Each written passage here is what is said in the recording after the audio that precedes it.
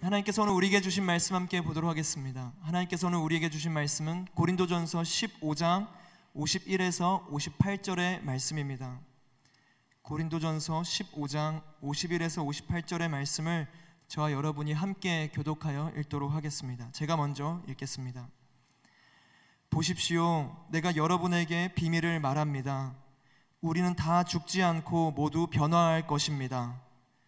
마지막 나팔 소리에 순식간에 다 그렇게 될 것입니다. 나팔 소리가 나면 죽은 사람들이 썩지 않을 몸으로 살아나고 우리도 변화할 것입니다. 이 썩을 몸이 썩지 않을 것을 입어야 하고 이 죽을 몸이 죽지 않아야 할 것을 입어야 합니다. 이 썩을 몸이 썩지 않을 것을 입고 이 죽을 몸이 죽지 않을 것을 입을 때는 기록되어 있는 이 말씀이 이루어질 것입니다. 사망이 삼켜져 승리를 얻었도다. 사망아, 내 승리가 어디 있느냐? 사망아, 내 독침이 어디 있느냐? 사망의 독침은 죄요, 죄의 권세는 율법입니다. 그러나 우리 주 예수 그리스도를 통해 우리에게 승리를 주시는 하나님께 감사를 드립니다. 그러므로 내 사랑하는 형제들이여, 굳게 서서 흔들리지 마십시오. 여러분의 수고가 주 안에서 헛되지 않음을 알고 항상 주의 일에 더욱 힘쓰는 사람들이 되십시오. 아멘. 다시 만날 날에 대한 소망, 부활이라는 제목으로 최성민 목사님께서 말씀 전해주시겠습니다. 네, 오늘도 예배하게 하신 하나님께 우리 감사의 영광의 박수 함께 드리도록 하겠습니다. 네, 감사합니다. 네, 우리 오늘 좀 환영하고 싶은 분들이 계신데요. 네, 한 10여 년쯤에 한국에서 굉장히 힙했던 문화 미니스트리 히스팝 팀이라고 있어서 이름부터가 힙하지 않습니까? 이 히스팝 팀이 사실 선교에 대한 비전을 가지고 태국 방콕으로 넘어가서 선교 사역을 계속하고 있는데, 특별히 이번에 한국에서의 사역 일정이 있어서 한국에 들어왔다고 합니다. 이번에 그냥 들어온 것이 아니라 함께 태국에서 문화사역자로 훈련받고 있는 우리 태국의 지체들과 함께 왔는데, 이 태국의 지체들에게 한국 문화와 우리 한국 청년들의 예배를 한번 보여주고 싶어서 오늘 화요소년집회 방문했다는데, 우리 잠깐 자리에서 일어날 때 우리 큰 환영의 박수로 환영하면 좋을 것 같습니다. 네, 네, 환영하고 축복합니다. 네, 감사합니다. 네, 그래서 그냥 왔다 그냥 돌아가지 마시라고 다음 주 화요일날 화요소년집회 때는 특별히 여기서 특순을 좀 부탁드렸어요. 그래서 히스팝의 무대를 어디서 함부로 볼 수 있는 것이 아닌데 이곳에 화요소년집회에 오시면 여러분 보실 수 있습니다. 함께하기 원하시는 분들 다음 주 화요일에는 영상 말고 현장으로 오시면 함께할 수 있지 않을까 싶습니다. 제가 기도하고 오늘 함께 말씀 나눌게요. 사랑하는 주님, 이 시간 하나님의 말씀을 우리가 함께 나누려고 하는데, 이 말씀 가운데 하나님의 음성을 듣게 하시고 깨닫게 하시며 깨달은 대로 살아갈 수 있는 용기를 허락하여 주시옵소서. 사랑하는 예수님의 이름으로 기도합니다. 아멘. 사람들은 보통 이 땅에서 자신이 영원히 살 수 있을 거라고 생각합니다. 모두가 다 알죠, 내가 죽을 거라는 것을. 근데 막상 세상 가운데 살아갈 때 사람들의 모습을 보면 그냥 내가 영원히 살 것처럼 행동하며 살아가는 모습들이 많습니다. 그래서 돈을 모으죠. 권력을 갖고 싶어하고 어떻게 해서든지 남들보다 더 높이, 더 많은 것을 소유하고 싶어하는 것이 사람의 모습입니다. 죽는다는 것을 알고 있는데 나의 삶은 여전히 이 땅 가운데서 더 많은 것을 갖고 누리고 싶어해요. 그러니까 자신들이 영원히 살 것처럼 착각하면서 살아가는 것이죠. 그러면서 입으로는 힘들다, 죽겠다, 평생 이런 말들을 입에 달고 삽니다. 우리가 영원히 살 수 있을까? 영원히 살 수 없죠. 케르케고르의 책 제목처럼 우리는 죽음에 이르는 병에 걸린 사람처럼 마지막을 향해 가는 하루하루를 살아가고 있습니다. 유한한 삶을 영원히 살 것처럼 우리가 살아가기 때문에 오히려 우리 인생 가운데 더 많은 스트레스와 더 많은 역경, 더 많은 고민을 하며 살아가게 되는 것입니다. 우리 삶 가운데 오늘 이런 스트레스를 제거하기 위해서 가장 중요한 것은 이 땅에서의 우리의 삶을 정확하게 진단할 수 있어야 하는 것이죠. 다시 말하면 우리 인생은 유한하다라는 것을 인정해야 합니다. 말 그대로 죽을 수밖에 없는 존재다라는 것을 인정해야 한다라는 것이죠. 그렇다면 어차피 죽을 인생 즐기며 살아가자, 이 마음으로 살아가는 것이 올바르게 살아가는 것인가? 한동안 유행했던 욜로족이 바로 그런 마음으로 살아가는 사람들이었죠. 근데 옳지 않다는 거 다 아시잖아요. 우리 인생은 그저 쾌락을 누리다가 100년이라는 짧은 인생 가운데 끝나고 끝 이렇게 되려고 의미 없는 존재로 지음받은 것은 아니다라는 것입니다. 우리에게 주어진 이 유한한 시간, 이 유한한 시간은 절대로 우리 마음대로 살기 위해서 존재하는 시간은 아니다라는 것을 기억해야 하는 것이죠. 말씀은 우리에게 주어지는 이 땅의 유한한 시간을 뭐라고 이야기하는가?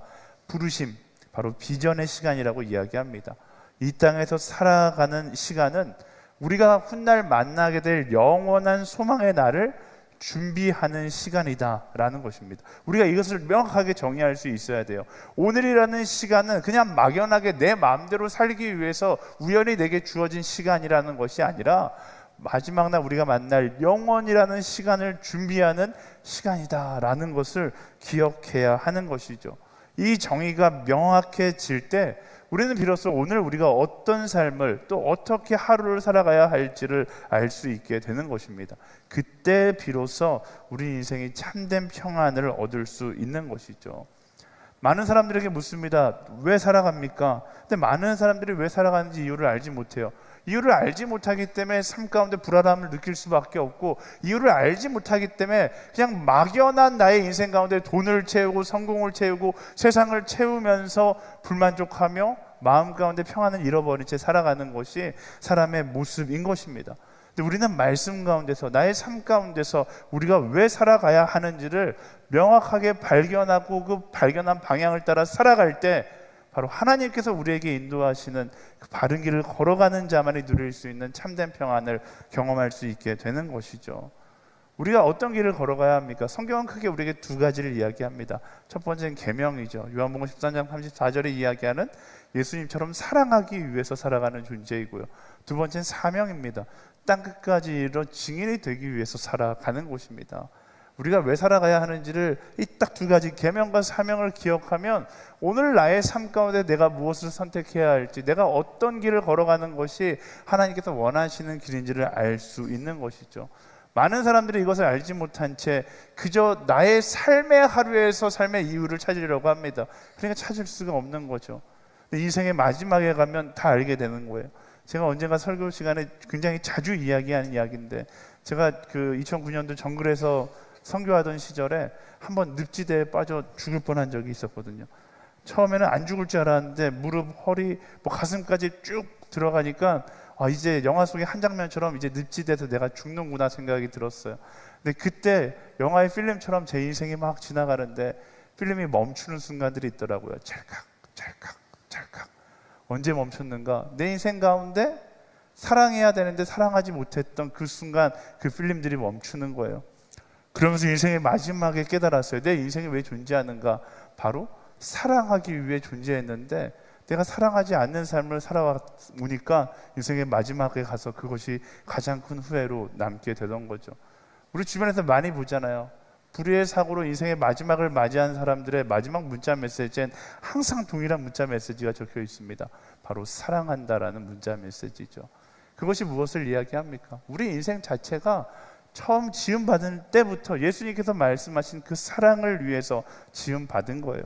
하나님은 사랑이신데 하나님의 형상대로 우리를 창조하셨기 때문에 우리는 창조의 목적 자체가 사랑하기 위해서 지음받은 것입니다. 그리고 예수님께서 또 한 가지 그 사랑을 통하여 무엇을 하라고? 땅끝까지 이르러 증인이 되라고 말씀하신 거죠. 내가 살아가는 이유, 내게 주어진 사명, 그것을 명확하게 정의 내리고 그 명확한 정의를 따라 살아간다라면 우리 인생은 더 이상 무의미하지 않다라는 것입니다. 무의미한 인생을 살아가면서 우리가 느껴야만 했던 모든 스트레스는 사라질 수 있는 것이죠. 그래서 말씀이 이야기하기를 진리가 너희를 자유케 하리라 라고 이야기하는 것입니다.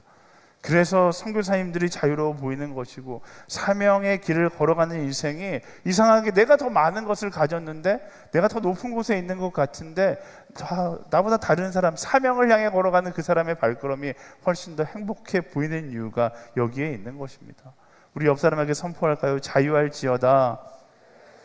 네, 세상의 헛된 것으로부터 자유함을 찾는 것이 아니라 말씀이 이야기하는 그 진리를 쫓아갈 때 누릴 수 있는 참된 자유를 경험할 수 있어야 하는 것입니다. 오늘 우리가 이제 살아가는 시간은 우리가 만나게 될 영원한 소망을 준비하는 시간이라는 것, 바로 오늘 말씀이 우리에게 알려주고 있는 비밀 아닌 비밀인 것이죠. 사도 바울은 오늘 고린도전서 말씀 가운데 이 비밀에 대해서 아주 명확하게 이야기합니다. 51절과 52절 말씀 함께 읽어볼까요? 시작. 보십시오, 내가 여러분에게 비밀을 말합니다. 우리는 다 죽지 않고 모두 변화할 것입니다. 마지막 나팔 소리에 순식간에 다 그렇게 될 것입니다. 나팔 소리가 나면 죽은 사람들이 썩지 않을 몸으로 살아나고 우리도 변화할 것입니다. 아멘. 사실 이 설교를 들어보신 분들이 많이 없을 거예요. 이 본문은 어디 가면 많이 들을 수 있는 설교인가? 장례식장 가면 많이 들을 수 있는 본문이거든요. 사도 바울이 이야기하는 비밀, 그 비밀은 무엇인가? 우리는 다 죽지 않을 것이다 라는 거예요. 우리의 육신이 이 땅 가운데서 죽은 것처럼 보이지만 마지막 나팔 소리가 울려 퍼질 때 모두가 다 부활할 것이다 라고 사도 바울이 이야기합니다. 사실 이 본문을 처음 들어보는 사람은 이게 무슨 말인가 하시는 분들이 있을 거예요. 이 기독교 어떻게 보면 교리 가운데 여러분들이 한 가지 기억해야 하는 것, 우리가 마지막 날 부활할 것인데 우리의 영혼만 부활한다고 말씀은 이야기하지 않습니다. 성경은요, 우리의 육신도 이 땅이 끝난 그 마지막 날에 부활할 것이다 라고 이야기하고 있습니다. 그 대표적인 예가 누구예요? 바로 예수님이시죠. 예수님께서 십자가에 못 박혀 죽으시고 3일 만에 부활하셨는데 그 영혼만 부활한 것이 아니라 예수님의 육신도 부활해서 제자들 앞에 나타나셨잖아요. 그것처럼 우리도 마지막 날 하나님께서 다시 이 땅에 오실 때 이제까지 죽었던 모든 사람들도 무덤이 열리고 그 가운데 육신이 부활할 것이다. 이게 성경이 말하고 있는 진리입니다. 물론 이 비밀을 알고 나면 지금 여러분 마음 가운데도 여러 가지 질문들이 생겨날 거예요. 육신도 부활을 한다니 도대체 어떤 모습으로 부활을 할 것인가? 지금의 내 모습 이대로인가? 20대의 모습인가? 30대의 모습인가? 10대의 모습인가? 다이어트는 자동으로 해주시는 것일까? 성형은 하기 전인가? 하고 난 후인가? 해석하게도 육신의 부활에 대해서 성경 말씀은 자세하게는 이야기해 주지 않습니다. 하지만 두 가지는 알 수 있는데요. 첫 번째는 분명 지금 여러분들 우리의 모습과는 다를 것이다 라는 것입니다. 어떻게 알 수 있는가? 예수님께서 부활하셨을 때 제자들이 예수님을 알아봤어요? 못 알아봤어요? 못 알아봤죠. 예수님께서 말씀을 따라 살아오셨지만 예수님의 육신의 모습 가운데에도 인생의 풍파가 묻어 있었던 거예요. 부활하고 나니까 인생의 풍파가 사라진 모습으로 제자들 앞에 나타나니까 제자들이 못 알아보는 것이죠. 두 번째 알 수 있는 것은 예수님을 통해서도 알 수 있고 말씀을 통해서도 알 수 있는 건데 우리에게 가장 희망적인 소식입니다. 적어도 지금보다는 좋은 모습이 될 것이다 라고 이야기하고 있습니다. 고린도전서 15장 42절에서 44절 말씀에 이야기하는데요. 같이 읽어볼까요? 시작. 죽은 사람들의 부활도 이와 같습니다. 썩을 몸으로 묻히지만 썩지 않을 것으로 살아납니다. 비천한 가운데 묻히지만 영광 가운데 살아납니다. 약한 사람으로 묻히지만 강한 사람으로 살아납니다. 자연의 몸으로 묻히지만 영적인 몸으로 살아납니다. 자연의 몸이 있다면 영적인 몸도 있습니다. 아멘. 얼마나 희소식이지 않습니까? 비천한 모습으로 묻힐지라도 영광 가운데 살아날 것이며 약한 사람으로 묻히더라도 강한 사람으로 부활하고 자연의 몸으로 묻힐지라도 영적인 몸으로 부활할 것이다 라고 이야기합니다. 자세하게 우리가 알 수는 없지만 한 가지 확실한 것은 하나님께서 창조하신 가장 완전한 모습으로 부활하게 될 것이다 라는 것이죠. 저는 이 말씀을 볼 때마다 희망이 느껴져요. 저는 이제 40대잖아요. 이 말은 즉슨 제 전성기가 이 땅 가운데서 지나갔다라는 거죠. 이제 이보다 더 멋있어지고 더 젊어질 수는 없다, 이런 아쉬움이 있는데 말씀에 의하면 뭡니까? 내 육신의 최고의 전성기는 아직 오지도 않았다라는 겁니다. 여기 앉아있는 모든 사람들이 마찬가지예요. 우리 육신의 전성기는 언제 오는가? 주님 오시고 난 그 다음에 부활할 때 찾아올 겁니다. 기대하십시오. 옆 사람에게 말씀해 주시겠어요? 당신의 전성기는 아직 찾아오지 않았습니다. 이렇게 이야기해 줄까요? 네. 제가 이렇게 구차하게 계속해서 이야기하는 건 여러분들이 궁금해하지 말라는 거예요. 말씀 가운데서 제가 지금 설명해 드린 게 육신의 부활에 대한 모든 기록들을 이야기해 드렸습니다.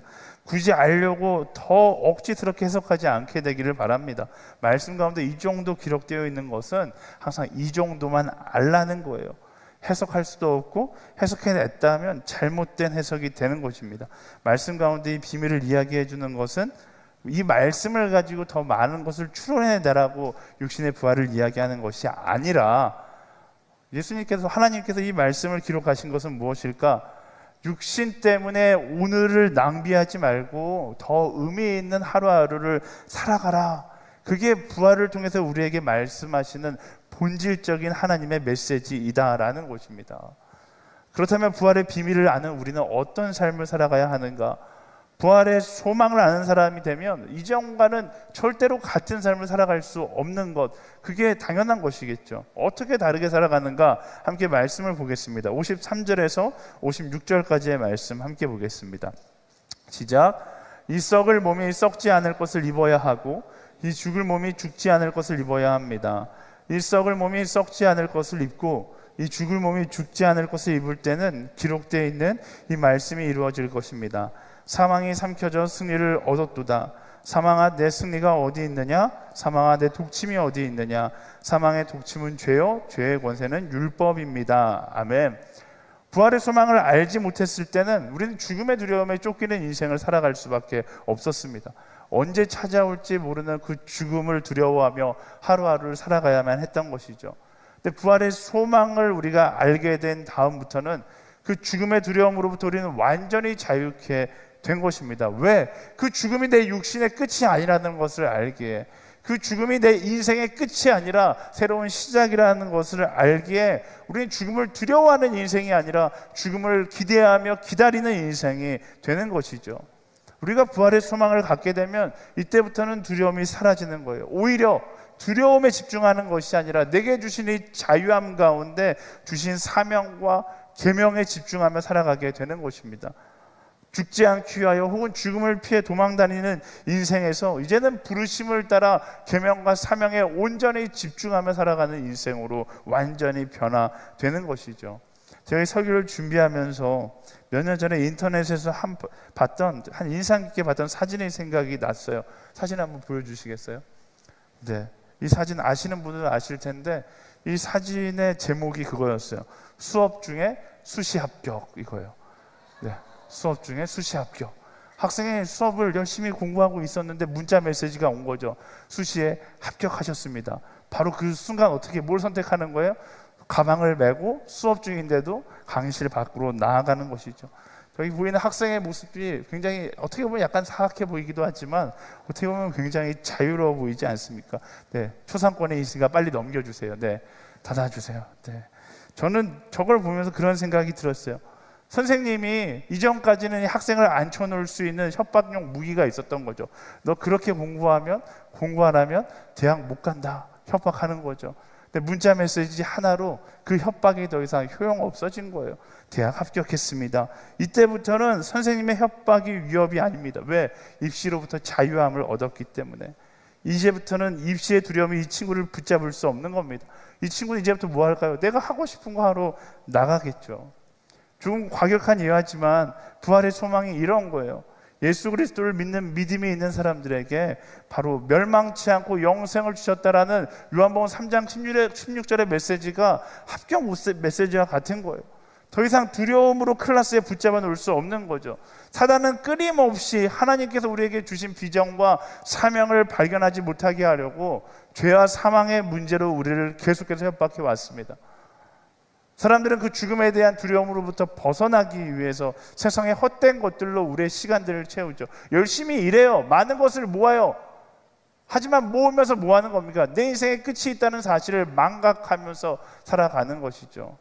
그런데 부활의 소망이 우리 인생 가운데 선포될 때 어떤 일들이 일어나는 것입니까? 어떤 체험도 중독도 그 죽음의 두려움으로부터 나를 건지지 못했는데 그 부활의 소망의 메시지가 우리를 자유케 하는 것입니다.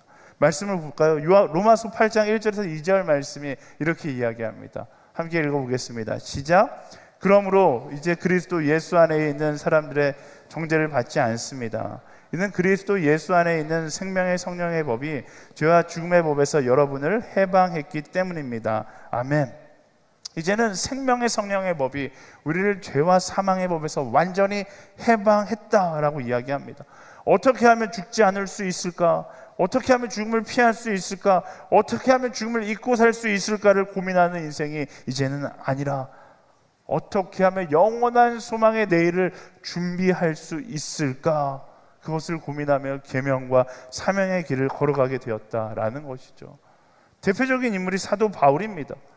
그는 어떻게 하면 이 땅 가운데 더 큰 영광을 누릴 수 있을까를 고민하고 이 땅에서의 영광의 길, 인정받는 자신의 인정 욕구를 채워가는 삶을 살았어요.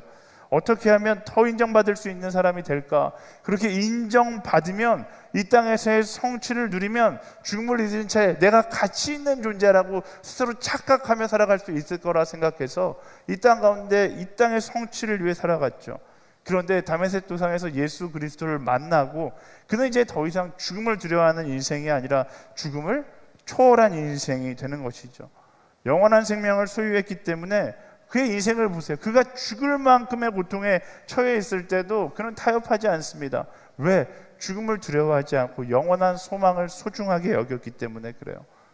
죽음을 초월해서 사명의 길을 걸어갈 수 있었고, 실제로 그의 인생의 마지막도 로마에서 복음을 전하다가 목이 잘려 죽는 순간조차 그는 죽음 앞에 승리한 자의 참된 평안을 간직할 수 있었다라는 것입니다.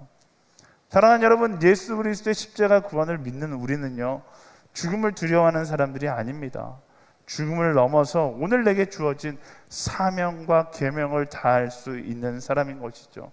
우리는 기억해야 합니다. 영원한 생명이 내게 주어졌음을 날마다 기억하고 오늘을 죽음을 피하기 위해서 세상의 것을 선택하며 살아가는 사람이 아니라 영원한 생명을 준비하기 위하여 사명과 계명의 길을 선택할 수 있는 우리 모두가 되어야 하는 것입니다.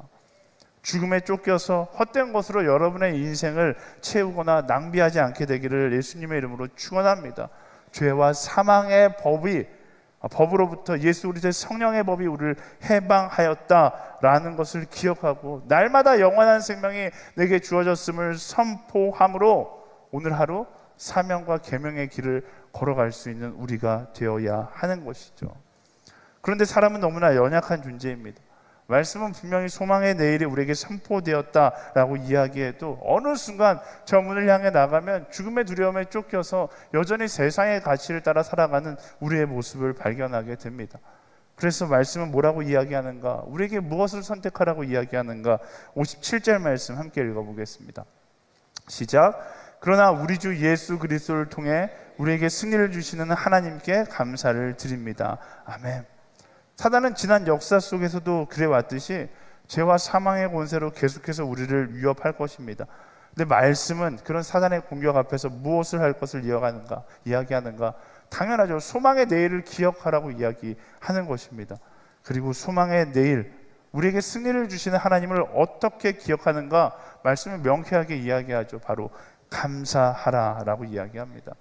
성경 모든 곳에서 이야기하고 있는 거예요. 우리가 하나님의 은혜를, 예수 그리스도의 십자가 능력을 기억하는 유일한 한 가지 방법은 바로 감사하는 것입니다. 감사함으로 우리에게 주신 십자가 승리를 기억할 수 있어야 하는 거예요.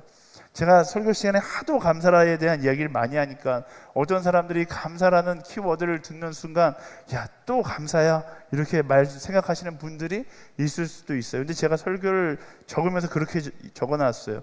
또 감사야 라고 말하는 그분에게 가장 필요한 것이 바로 감사가 아닐까 싶습니다. 우리는 끊임없이 사단은 우리 인생 가운데 감사라는 단어를 지우려고 하거든요. 근데 우리는 끊임없이 그 감사라는 단어를 계속해서 기억하고 감사의 액션을 할 수 있는 우리가 되어야 하는 것입니다. 저는 그렇게 생각해요. 이 시대의 영적 전쟁은 아주 단순하게 문다라면 감사하려는 자와 감사를 막으려는 사단의 권세의 전쟁인 것이죠. 사랑하는 여러분, 이 전쟁 가운데 승리하기 위해서 우리는 무엇을 해야 합니까? 끊임없이 감사를 선택할 수 있는 사람이 되어야 하는 것입니다. 여러분, 불평은 죽음을 두려워하는 사람들의 증거입니다. 불평할수록 더 큰 두려움이 나를 엄습할 뿐입니다. 왜 사단이 나를 마음대로 조종할 수 있도록 내 입술에 불평을 담고 살아가십니까? 우리는 불평의 말들을 틀어막고 하나님께 감사의 노래를 할 수 있는 사람들이 되어야 하는 것입니다. 우리가 그 감사를 회복하기 위해서 화요일 날 이 자리에 모여서 예배하는 거예요. 우리가 예배하는 유일한 이유는 하나님을 향한 감사의 고백을 회복하기 위해서 우리가 이 자리에 모여 있는 것이죠. 가장 불쌍한 사람이 누군지 알아요?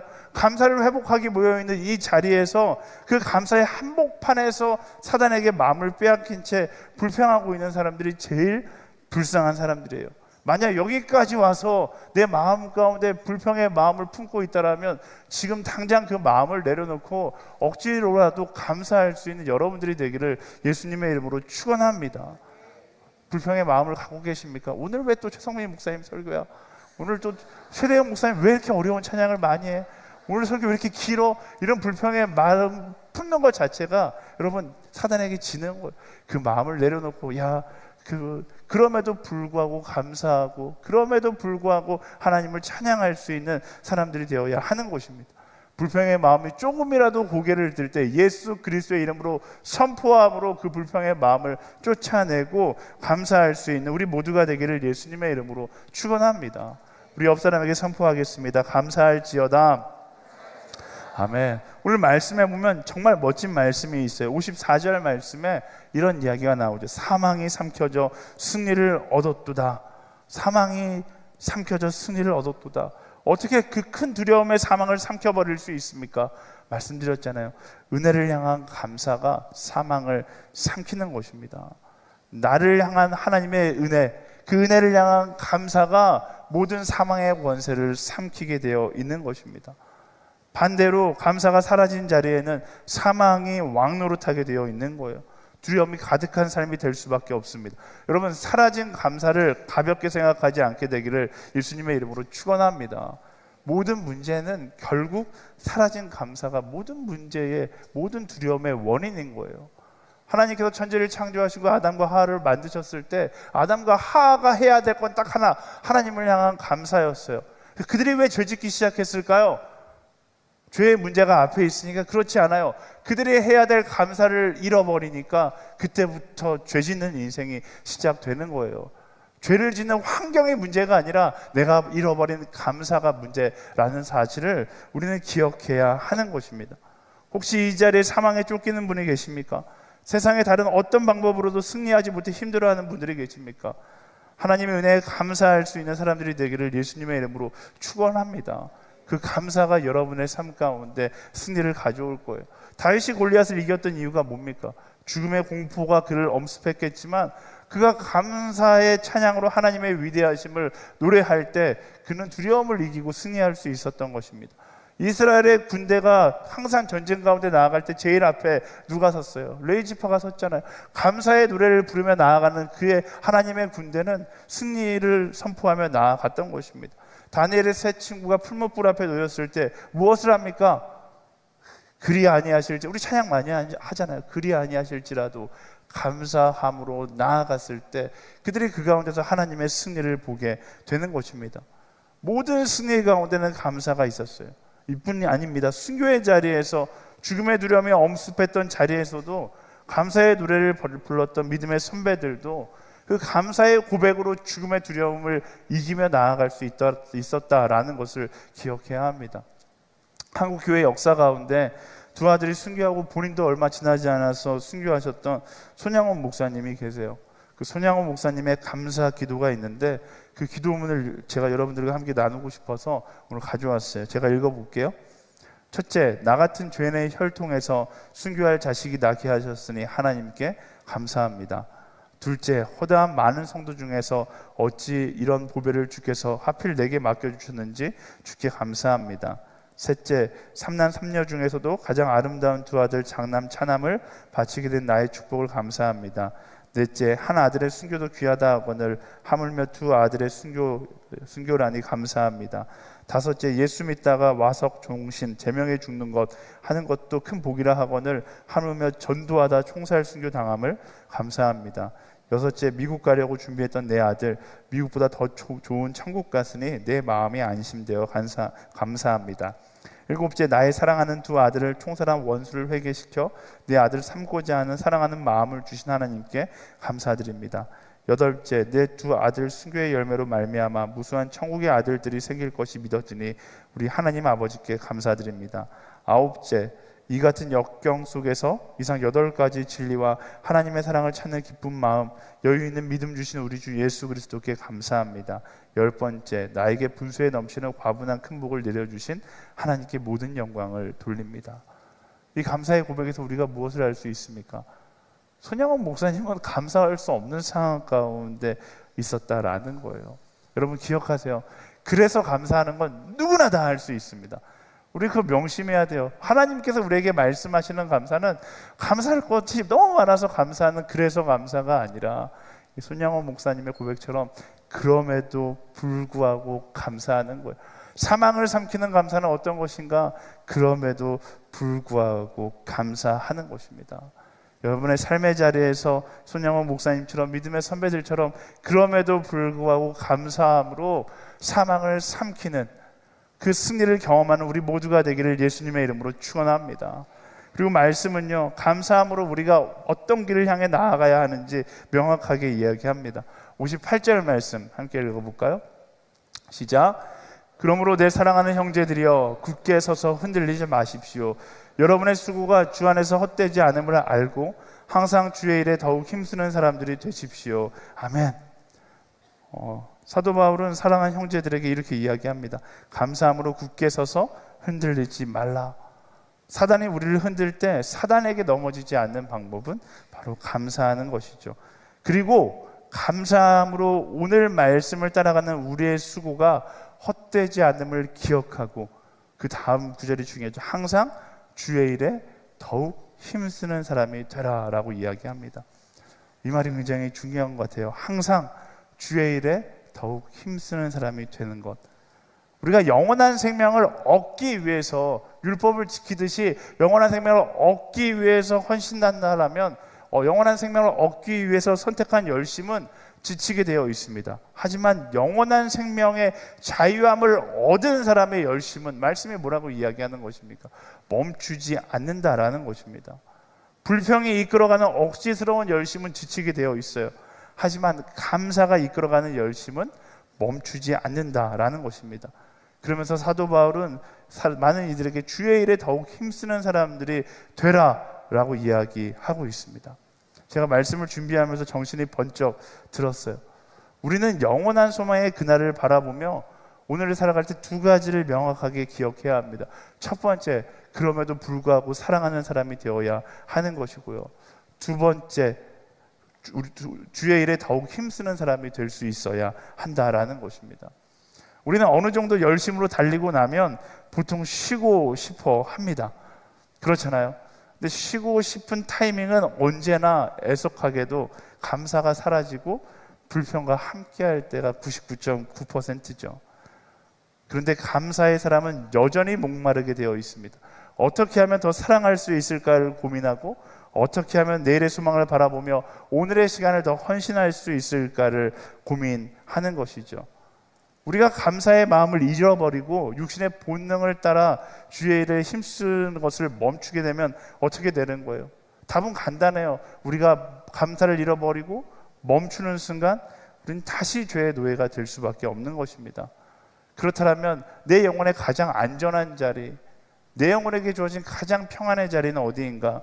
제가 오늘 새벽에도 새벽 예배 때 나눴는데 그 자리는 다른 곳이 아닙니다. 많은 사람들에게 사랑받는 자리가 내 영혼의 안전한 자리일까요? 가장 높은 자리가 내 영혼의 안전한 자리일까요? 많은 물질을 갖고 있는 자리가 내 영혼의 안전한 자리일까요? 그렇지 않죠. 말씀은 뭐라고 이야기합니까? 내가 열심으로 섬길 수 있는 그 자리가, 나를 부르신 곳에서 주를 위해 힘써 일할 수 있는 자리가 내 영혼의 가장 안전한 자리이다라는 것입니다. 여러분 기억하세요. 내 영혼이 가만히 있으면 내 영혼이 가만히 성장할 거라고 생각하잖아요. 그렇지 않아요. 가만히 있으면 흔들리게 되어 있습니다. 가만히 있으면 우리는 육신의 본능을 따라 죄짓는 인생으로 흘러갈 수밖에 없는 거예요. 다윗 왕이요, 전쟁에서 부르심 따라서 열심히 싸울 때는 정말로 좋은 왕이었잖아요. 근데 그가 좋은 왕이었는데 전쟁을 멈추고 궁에 앉아 들어 있으니까 왕궁을 거닐다 뭐합니까? 죄 짓는 거예요. 히스기야도 마찬가지였습니다. 정말로 좋은 왕이었죠. 열심히 바쁠 때는 죽는 줄도 모르고 주를 위해 열심히 일하는 왕이었습니다. 그러다가 너무 열심히 일하다가 죽을 위기에 빠지자 하나님께서 그의 인생을 더해 주세요. 근데 히스기야가 그 더한 인생 가운데 더 주를 위해 열심히 일했는데 이제까지 열심히 일했으니까 이제 좀 누려보자 하고서 뭐 했어요? 궁에 앉아서 자기가 얼마나 가지고 있는지 자기 재산을 세기 시작해요. 그러자 어떻게 됩니까? 그는 하나님 앞에서 게으른 왕이 되어 버리는 것입니다. 솔로몬도 마찬가지예요. 지혜를 통해서 열심히 백성들을 섬길 땐 좋은 왕이었는데 돌보기를 멈추니까 타락해버리는 왕이 되어버리는 것입니다. 우리는 이런 역사를 보면서 무엇을 깨달아야 합니까? 우리는 끊임없이 감사함으로 부르신 자리에서 주의 일에 힘쓰는 사람이 될 수 있어야 한다라는 것입니다. 그게 내 영혼의 가장 안전한 자리인 거예요. 수고하고 무거운 짐진 자들아 다 내게로 오라 내가 너를 쉬게 하리라 말씀하시잖아요. 저는 이 말씀에 함정이 있다고 생각해요. 내가 너를 위해 쉬게 하리라. 쉬다가 보면 주를 위해 헌신할 수밖에 없는 그 마음이 불타올라서 나아가게 되는 것, 그게 하나님의 법칙이에요. 너희는 먼저 그 나라와 그 의를 구하라 그리하면 이 모든 것을 너희에게 더하시리라. 이 말씀이 하나님의, 좀 경건하지 못하게 표현해도 죄송한데요, 하나님의 속임수가 담겨져 있어요. 먼저 그 나라와 그 의를 구하면 어떻게 돼요? 내가 원하는 모든 것이 그 나라와 그 의가 되게 되어 있는 거예요. 사랑하는 여러분, 가장 안전한 곳은 주의 일을 더욱 힘쓰는 자리가 가장 안전한 자리임을 기억하게 되기를 예수님의 이름으로 축원합니다. 다시 만날 소망의 날을 바라보며 오늘 섬김의 자리에서 감사할 수 있는 한 사람이 되는 것, 그게 우리 영혼의 가장 안전한 자리라는 사실을 기억하고 그 자리를 향하여 나아갈 수 있는 우리 모두가 되기를 예수님의 이름으로 축원합니다. 말씀을 정리하고 함께 기도하기를 원하는데요, 여러분 기억하세요. 우리는 죽음을 두려워하는 사람들이 아닙니다. 마지막 날에 우리가 부활할 것을 알기에, 하나님께서는 그것을 약속하고 있기에 우리는 오늘 내게 주어지는 이 시간 가운데 최선을 다해서 영원한 그날을 기다리며 오늘을 살아갈 수 있는 사람이 되어야 하는 것입니다. 사단은 끊임없이 우리가 이 영원한 소망을 잊게 만들려고 하는데요, 그 사단과 싸우는 거예요. 어떻게 싸우는가? 끊임없이 감사함으로 맞서 싸우는 것입니다. 그리고 부르신 곳에서 항상 주의 일에 힘쓰는 사람이 되는 것이죠. 우리 그 두 가지만 오늘 기억하고 나가자고요. 나의 삶의 자리에서 사단의 어떠한 유혹 앞에서도 타협하지 않고 감사하는 한 사람이 되는 것, 사단의 어떠한 말을 속삭여도 감사한 마음과 주의 일에 힘쓰는 사람이 되는 것, 그렇게 마지막 날까지 달려가서, 제가 말씀드렸잖아요, 우리가 정말로 말씀대로 계명과 사명의 여정을 다해가면 하나님 나라에 가서 똥똥거리면서 큰소리치며 들어갈 수 있는 그날이 기대되지 않습니까? 우리 모두 그 마지막 날을 기대하며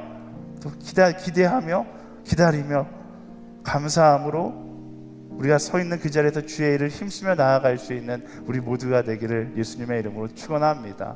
저희 함께 찬양하며 나아가기를 원하는데요, 하나님 한 분만을 바라기를 소망하며, 하나님 세상에 나의 시선을 두지 않고 사단이 이야기하는 것에 나의 시선을 두지 않고 나의 영원한 소망 대신 하나님을 바라보며 나아가는 우리가 되게 하여 주시옵소서. 우리 그 마음을 고백하며 함께 찬양하며 나아가겠습니다.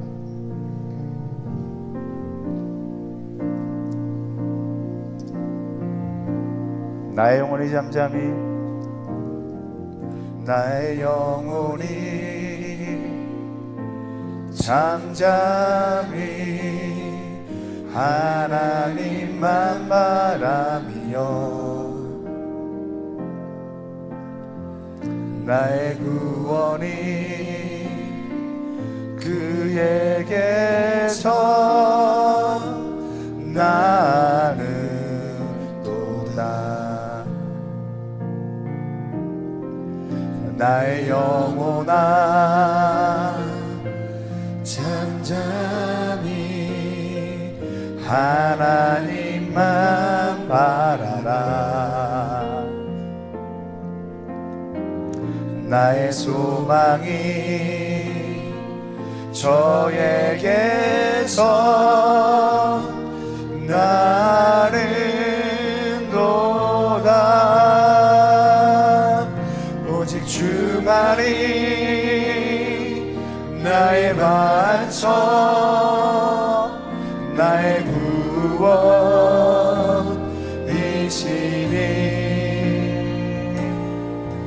오직 주만이 나의 산성,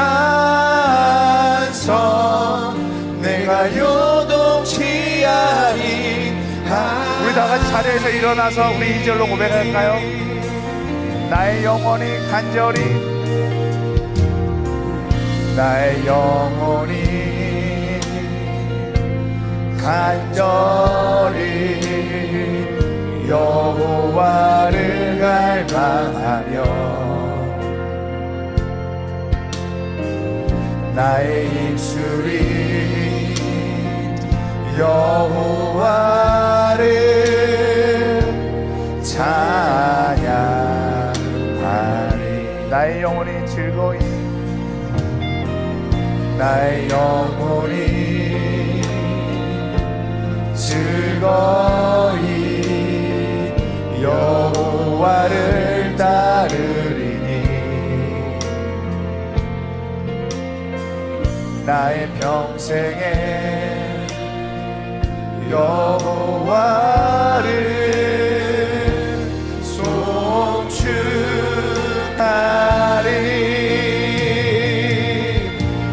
주만이 나의 반석 나의 구원이시니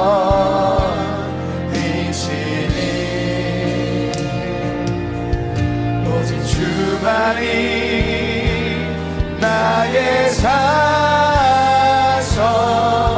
내가 요동치 아니하리. 오직 주만이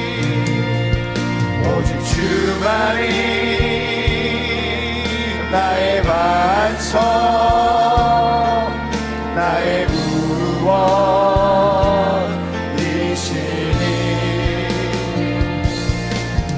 오직 주만이 나의 산성 내가 요동치 아니하리. 오직 주만이 나의 반석이십니다. 오직 주만이 나의 반석 나의 구원이시니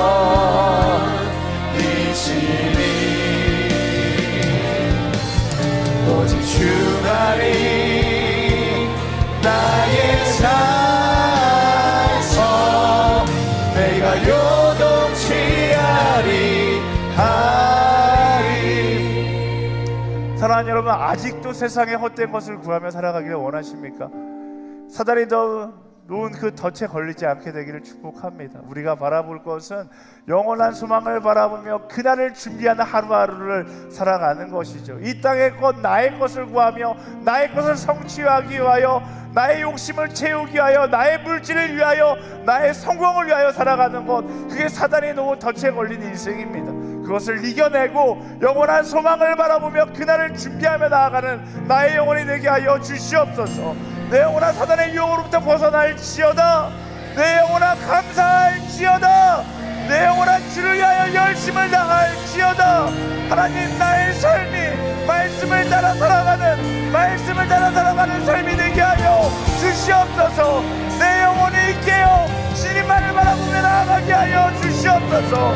우리 주여 세 번 부르시며 함께 기도하며 나아가겠습니다. 주여 주여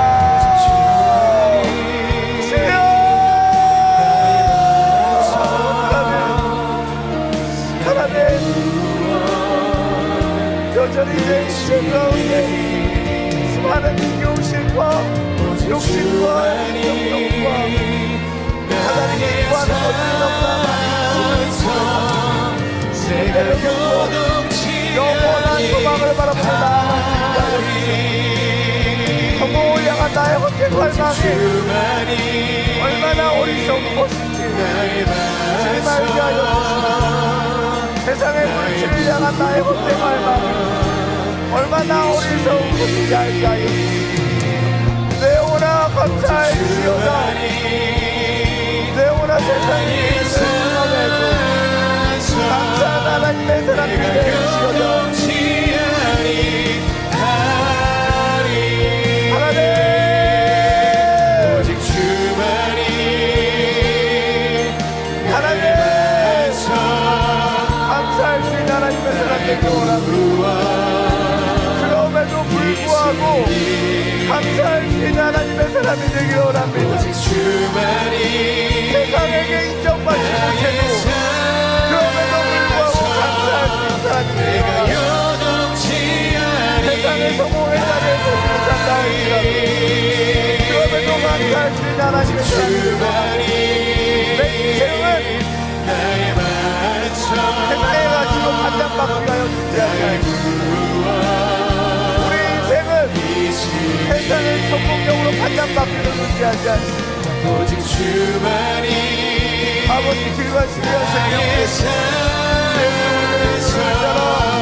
이력적으로 말씀하는 우리가 될 수 있도록 기도하여 주시옵소서. 그 시간 하나님께 내 마음을 드리며 나아갑니다.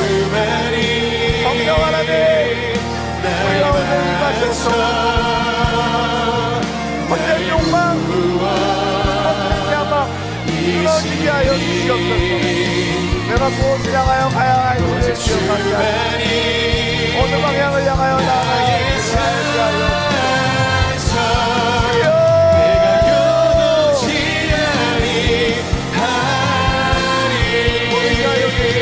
헛된 마음을 버리게 하여 헛된 생각을 버리게 하여 사명과 계명을 살아간다 우리에게 놓고서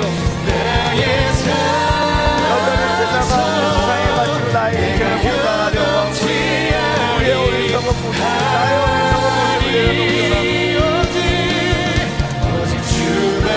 아버지 이것이 내가 해야 될 정도요 영적 전쟁 가운데 헛된 것을 선택하지 않기 원합니다. 이 영적 전쟁 가운데 감사함을 선택할 수 있는 사람 되기 원합니다. 우리가 힘써 일하여 선택하기 원합니다. 멈추지 않는 열정을 가지고 우리가 되기로 나아가시니 우리가 되기로 원합니다. 호흡으로 있는 사람 되게 하여 주시옵소서. 내 영혼의 감상을 공격하게 하여 주시옵소서. 내 영혼의 나오는 불만의 말들 성령께서 주시는 감사의 말들 고백하며 나아갈 수 있는 우리가 되게 하여 주시옵소서. 그것이 나의 고백이 되기를 원합니다. 그것이 주의 고백이 되기를 원합니다. 그것이 주의 무대의 간증이 되기를 원합니다.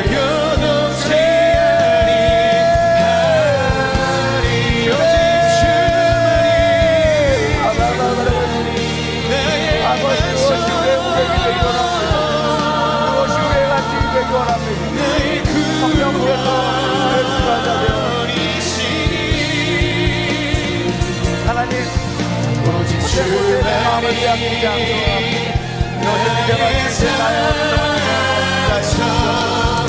여전히 내가 주인 되어 있는 나의 어리석은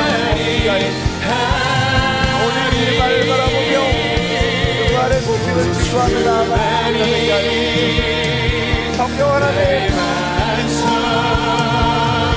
성령 하나님 성령 하나님 성령 하나님 내 인생의 모든 불만들이 끊어지게 하여 주시옵소서. 성령 하나님 우리 인생 가운데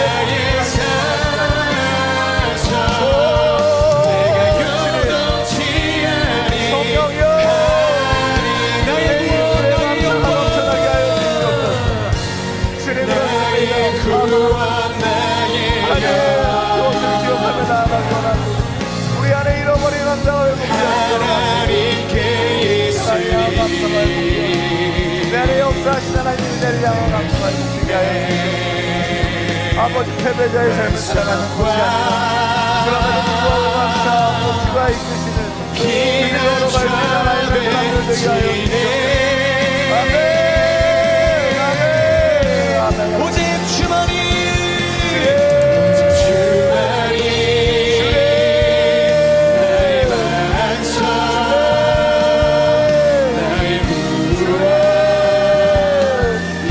기억하며 나아가기 원합니다. 그것을 바라보며 나아가기 원합니다. 제발 기억하며 나아가시 하나님의 사람들을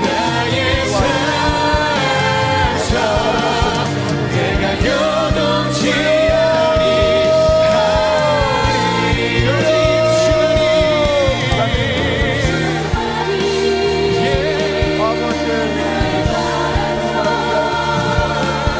아버지 제발 주시옵소서.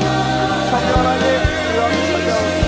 마지막 남은 주여 아버지 주만이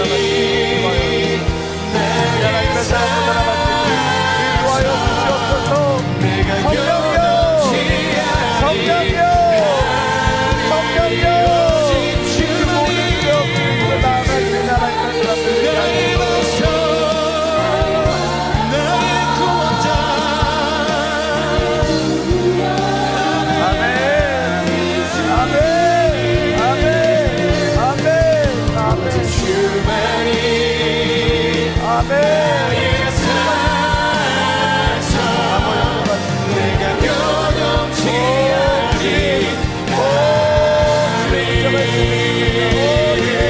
말씀하여 주시옵소서.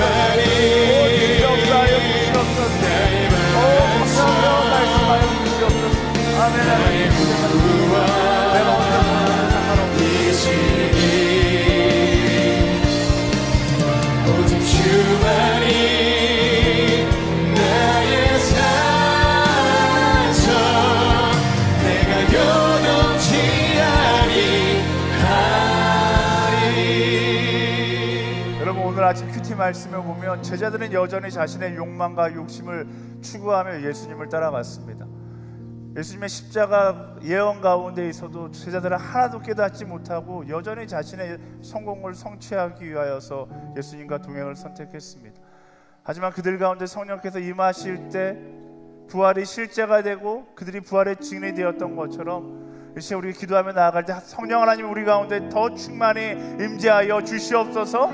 그로 인하여 내 안에 있는 조금의 두려움도 주님 다 떠나가게 하시고 오직 부활의 증인이 되어 감사함으로 그 소식을 전하는 증인 되게 하여 주시옵소서. 내 영혼아 예수 그리스도의 부활을 기뻐하는 자가 될지어다. 내 영혼아 그 부활의 소식을 전하는 자가 될지어다. 내 영혼아 그 부활을 신뢰함으로 담대히 오늘을 살아가는 영혼이 될지어다. 우리 주여 한번 부르시고 다시 한번 기도하며 나아가겠습니다. 주여 성령 하나님, 성령 하나님, 그 성령을 따라 나아갈 수 있도록 인도하여 주시옵소서.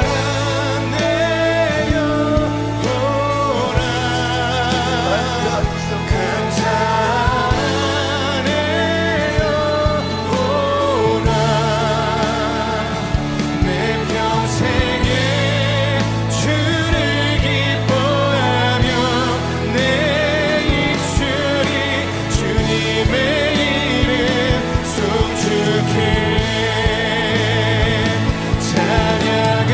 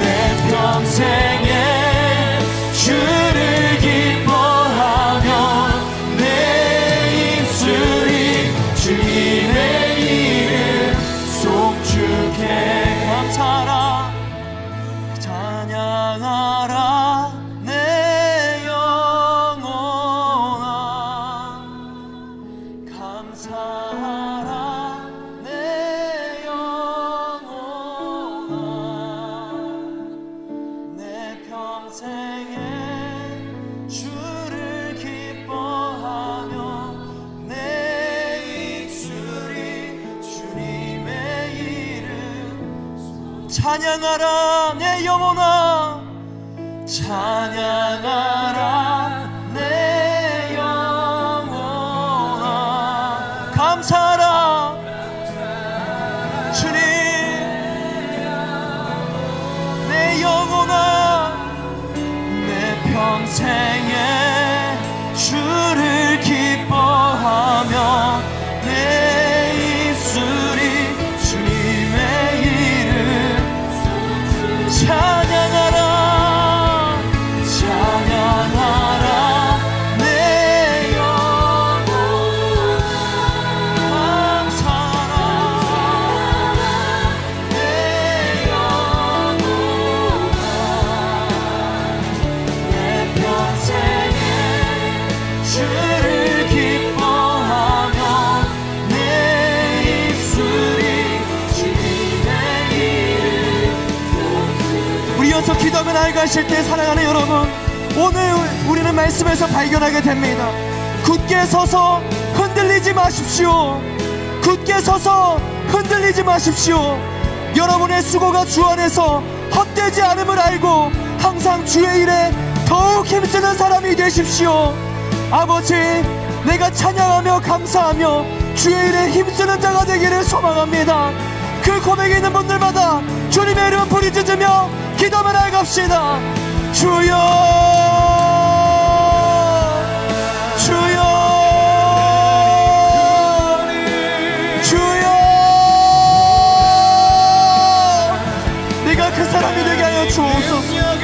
아버지 내 영혼이 찬양하는 만큼 내 영혼이 감사하는 만큼 아버지 주님을 위해 흔들림 없이 굳게 서서 주님을 바라보는 주의 사람이 되게 하여 주옵소서. 우리의 수고가 주 안에서 헛되지 않음을 압니다. 아버지 주의 이름에 힘쓰는 사람이 되게 하여 주옵소서. 아버지 우리의 모든 수고가 주 안에서 헛되지 않음을 압니다. 굳게 서서 흔들리지 않게 하여 주옵소서. 흔들리지 않게 하여 주옵소서. 아버지 주를 마음 다해 사랑하고 우리의 온 마음과 온 영혼을 다해서 주님만을 찬양할 수 있는 아버지 우리가 되게 하여 주옵소서. 무슨 일이 있든지 어떤 상황에 놓이든지 주를 예배하는 자 주를 찬양하는 자 힘써 주를 섬기는 자가 되게 하여 주옵소서. 즐거이 주를 위해 헌신하는 하나님의 사람이 되지어다. 감사함으로 주를 노래하는 자가 되지어다. 아버지 그렇게 주님만을 예배하기를 원합니다. 주님만을 섬기기를 원합니다. 주여 아버지 우리 가운데 역사하시는 주의 영광을 우리가 보기를 원합니다. 그 주님과 함께 동행하기를 원합니다. 주님 붙잡아 주옵소서. 붙잡아 주옵소서. 우리의 부족함과 연약함을 아시고 주님 붙잡아 주시옵소서. 주여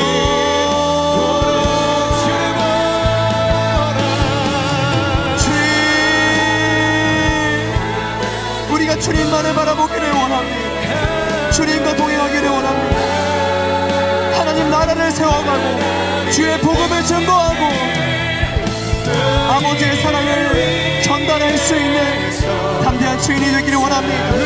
아버지 여기 모인 한 사람 한 사람들이 축복하여 주옵소서. 기름 부어 주옵소서. 구별하여 주옵소서. 주의 거룩한 백성이여 하나님 나라의 일꾼으로 세워 주옵소서. 즐거이 헌신하는 성령 충만의 마음을 날마다 허락하여 주시고 주님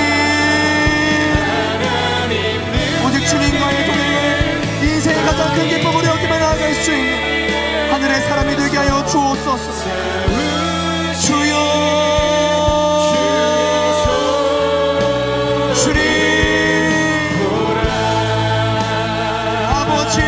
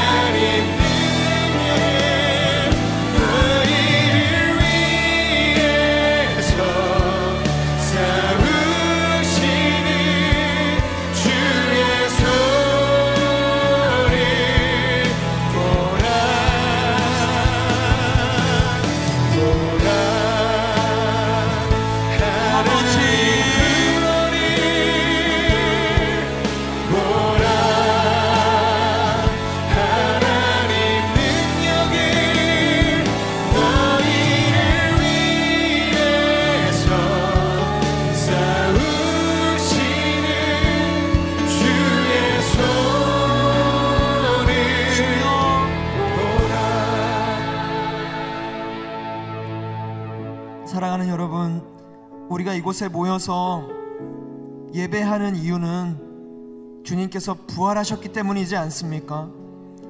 만일 그리스도께서 살리심을 받지 못하셨다면 여러분의 믿음도 헛되고 여러분은 여전히 자신의 죄 가운데 있고 그리스도 안에서 잠든 사람들도 멸망했을 것입니다. 만일 우리가 그리스도 안에서 가진 소망이 이 세상의 생명뿐이면 모든 사람들 가운데 우리가 가장 불쌍한 사람들일 것입니다. 그러나 이제 그리스도께서 죽은 사람들 가운데서 다시 살아나셔서 잠자는 사람들의 첫 열매가 되셨습니다. 한 사람으로 인해 죽음이 들어왔으니 한 사람으로 인해 죽은 사람들의 부활도 옵니다.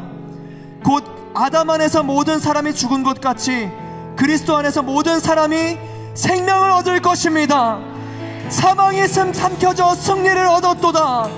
사망이 삼켜져 승리를 얻었도다. 내가 여러분에게 비밀을 말합니다. 우리는 다 죽지 않고 모두 변화할 것입니다.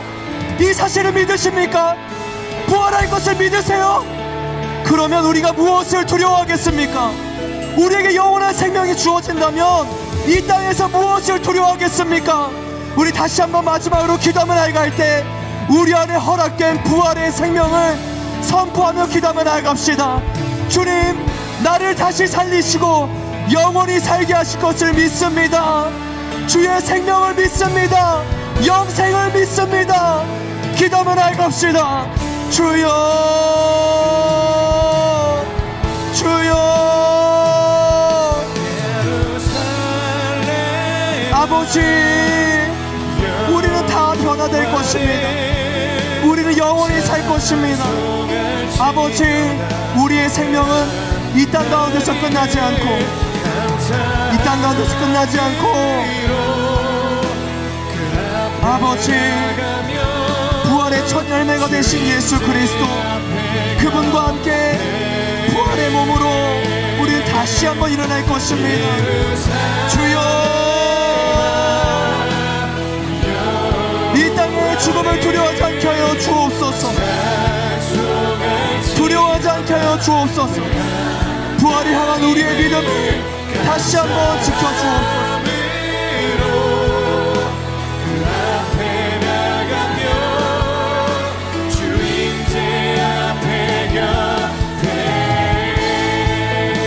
아버지, 우리에게 허락된 그 부활의 은혜, 영원한 생명의 축복의 소식을 우리가 붙잡기를 원합니다. 아버지, 이 땅에 나를 사로잡고 나를 다스리라는 모든 시도들은 영원한 통치자, 죽음도 이기시는 예수 그리스도의 이름 앞에서 무너질 것입니다. 오직 우리는 주의 이름 앞에서 일어날 것입니다. 죽지 않고 모두 다 변화할 것입니다. 사망이 삼켜져 우리는 승리했습니다.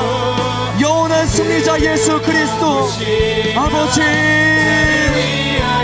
우리는 승리했습니다. 아버지, 승리의 자녀로, 영원한 승리의 자녀로 아버지 선포하며 살아가게 하여 주옵소서. 우리가 무엇을 두려워하겠습니까? 아버지, 우리가 무엇을 두려워합니까?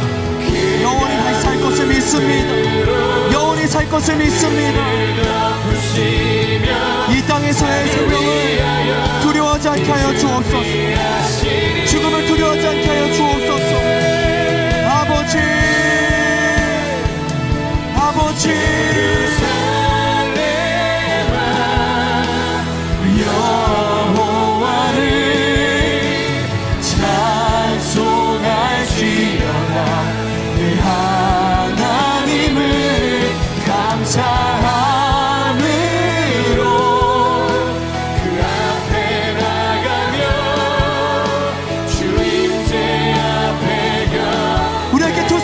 주님을 찬양하며 나갑시다. 예루살렘아, 여호와를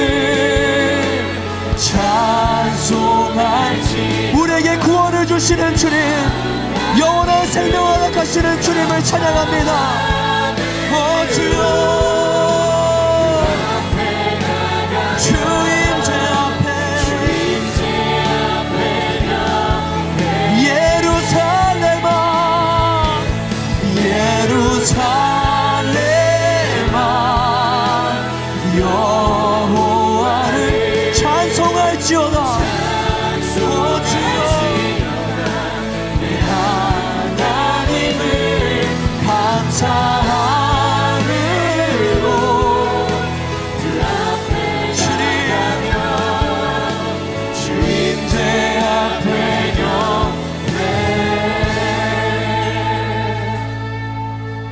거룩하신 주님, 찬양받기에 합당하신 영원한 하나님, 오늘도 우리를 불러주시고 이 땅에서의 생명이 아니라 영원한 생명으로 부활에 임할 것을 다시 한번 말씀해 주시니 감사합니다.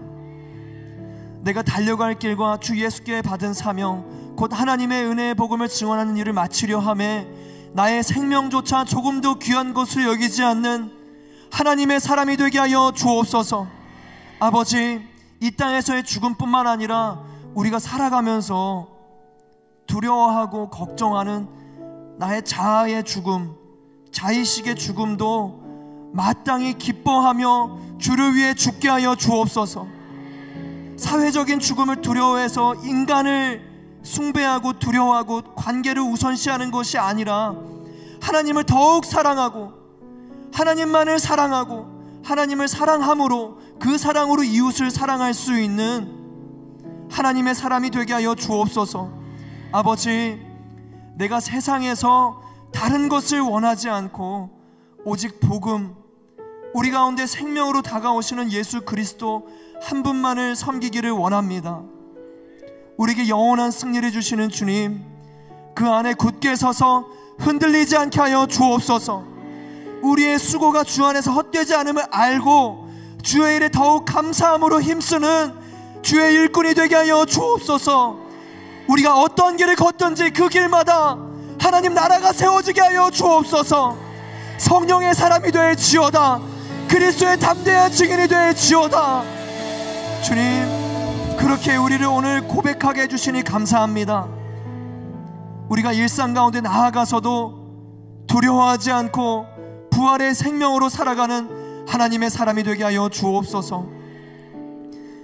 이제는 우리 구주 예수 그리스도의 은혜와 하나님의 사랑과 성령의 교통하심이 더 이상 이 땅의 것을 두려워하지 않고 사망이 삼켜져서 승리를 얻었다는 사실을 기억하고 주 예수 그리스도의 복음을 선포하기를 소망하는 모든 이 자리 가운데 모인 그리스도의 담대한 증인들 머리 위에, 지금도 그 증인된 삶을 살아가는 모든 선교사님의 사역과 그 가정 위에 이제로부터 영원토록 함께하옵시기를 간절히 축원하옵나이다.